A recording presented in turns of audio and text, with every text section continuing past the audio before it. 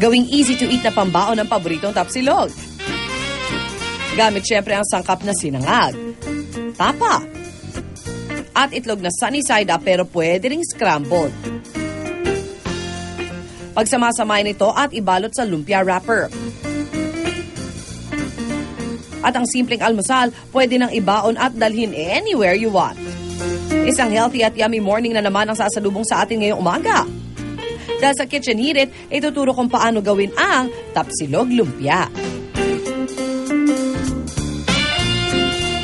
That's right, guys. Tapsilog lumpia, courtesy of Chef Duy Baltazar. Good morning, Chef. Good morning, good morning. All right, how do we do this? Yes, all right. Kailangan lang natin ng rice paper, tapos ididip lang siya sa water for 5 seconds. Tapos, paghalo-haluin lang natin ng mga leftover na...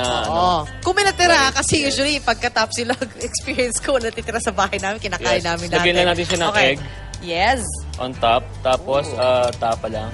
Tapa. And then, i-roll lang natin siya. So, to the sinabi ni Chef, 5 seconds lang ilalagay, ilulubog sa tubig itong wrap na to. Kasi otherwise, mabilis siya mapunit, no? Pag masyadong matagal. Yes. Dapat, coat lang natin siya ng egg dito para mag-seal siya. Tapos, this is our finished product. So, anong kinote mo siya? Coat lang natin siya ng flour. Okay. Para hindi siya mag-disform pag finry siya. Okay. Alright, so, fry lang natin siya for like 1 minute lang. 1 minute kasi luto na naman talaga siya sa loob, diba? Tapos, gusto lang natin maging golden brown yung labas niya. Okay. So, magiging produkto natin ay ito na po, mga kapuso. Alright. Ito yung ginawa ni Chef kanina na maraming tapsilog lumpia para maihanda natin para sa mga tao rito. Yes, go. Actually, this is very healthy rin, no? Kasi may protein siya, carbohydrates, so perfect siya, buong araw energy, kayang-kaya na. Ang bilis niya kainin kasi hindi mo na kailangan ko sa tinidor, no? Oo, isalpak mo na lang, tapos. Oo nga pala. Pero syempre, baon na ngayon kasi nga, pasokan na ng mga bata, Chef. To kailangan natin magbaon kasama natin ngayon si Milka Win. Good morning! Ating Kapuso Child Star, good morning. Hello, good morning. Ano ginagawa mo? Ano po, gumagawa po. Yes. Flower shape siya, Chef. Alright, ganito lang yan. Stamp lang natin yung cookie cutter sige mo nga, gawa dito. ka nga, Milka. Right. Sige, stamp mo lang siya. Sige lang, push it down. Dapat may supervision ng mga parents kasi medyo may sharp yung edge ng mga right? But apart from that, ano ang pwede pa natin gawin para maging attractive ang pabaon natin sa mga bata ngayong pasukan na? Katulad dito, meron tayo ditong hotdog na inassemble lang natin, tapos may ham, cheese na pwede natin gawing mukhang face. So basically, placement lang siya. Yes, tignan mo naman, kulot para siya. Para naman, appetizing sa mga bata. Hindi lang siya basta-basta food na so there's a face on it. And then apart from that face, pero ito isa pang face. Another one with egg naman and tomato with vegetables. Ay, ang saya. This one is sandwich flour. Yung ginagawa ni Milka, yung bulaklak na shape. Tapos itong hotdog, para mukha siyang octopus, Yes, this one. Parang kinat lang siya for 2 slice lang, plus mag-stand na siya. Si Ursula, dito na.